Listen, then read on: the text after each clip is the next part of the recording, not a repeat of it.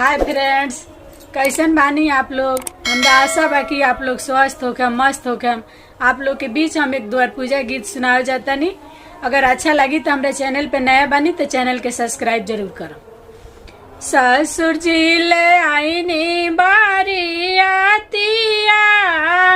बड़ा निक लागे आज के रातिया। समधि ले आईनी बारियातिया,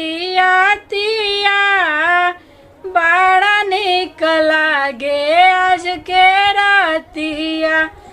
हाथिया ले आईनी समधि, घोड़वा ले आईनी, ऊँटवा ले आईनी नाया पालिया।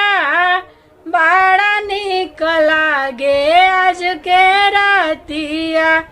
ससुर जी ले आईनी बारियातिया, बड़ा निक लागे आज के रातिया।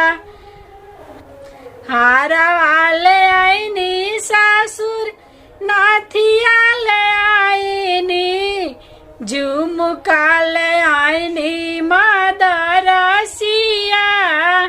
बड़ा निक लागे आज के रातिया।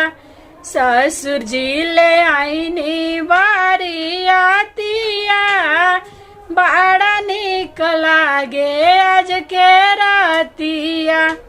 मार्शल ले आईनी ससुर, बोलेरो ले आईनी, स्कॉर्पी ले आईनी ससुर, मार्शल ले आईनी, राथवा ले आईनी नाये पालिया। बड़ा निक लागे आज के रातिया। ससुर जी ले आईनी बारियातिया, बड़ा निक लागे आज के रातिया।